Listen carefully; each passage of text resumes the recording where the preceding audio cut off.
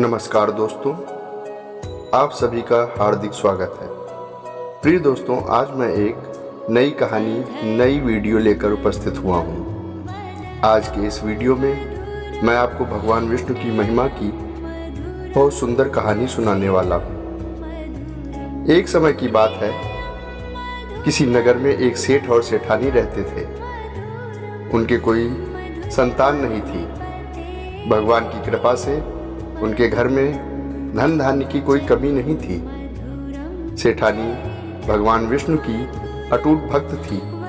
रोज उनकी पूजा सेवा करती, उन्हें भोग लगाती, उसके बाद ही खुद भोजन करती थी। सेठ को सेठानी का दिन रात पूजा करना बिल्कुल पसंद नहीं था। बच्चा ना होने से वो बहुत दुखी था। एक दिन सेठ ने नाराज होकर सेठानी को घर से निकाल दिया। सेठानी ने बहुत विनती करी पर सेठ नहीं माना।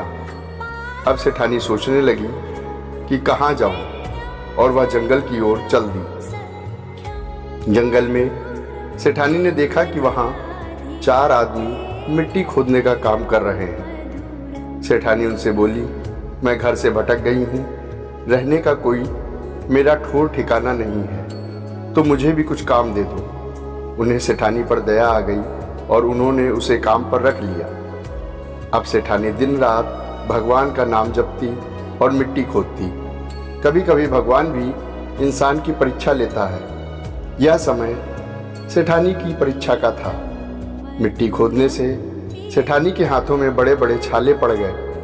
तेज गर्मी में काम करने से सर के बाल भी उड़ गए। उसकी ऐसी हालत देखकर वो 4 आदमी बोले, बहन, लगता है तुम किसी अच्छे घर की हो।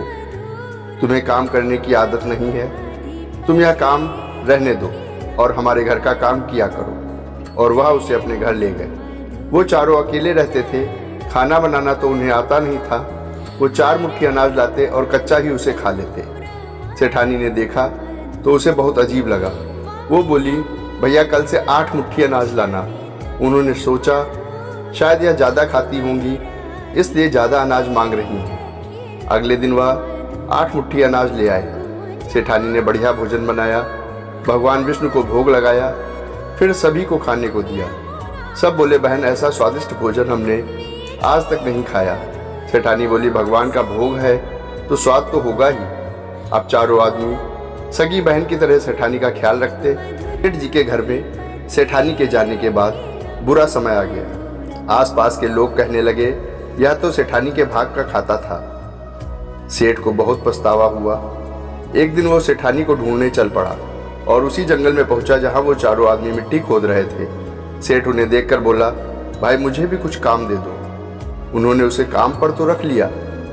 मिट्टी खोदने से सेठ के हाथों में भी छाले पड़ गए और सर के बाल भी उड़ गए। सेठ की ऐसी हालत देखकर वो 4 उसे अपने घर ले गए। सेठानी घूंघट में थी तो सेठ को देख नहीं पाई। उसने सभी के लिए भोजन तैयार किया और हर रोज की भांति भगवान विष्णु को भोग लगाया और उन 4 भाइयों को भोजन परोस दिया। और जैसे ही सेठ को भोजन परोसने लगी, भगवान विष्णु ने उनका हाथ पकड़ लिया। सेठानी बड़ी हैरान हो गई। 4 बोले, बहन, भोजन क्यों नहीं परोस रही?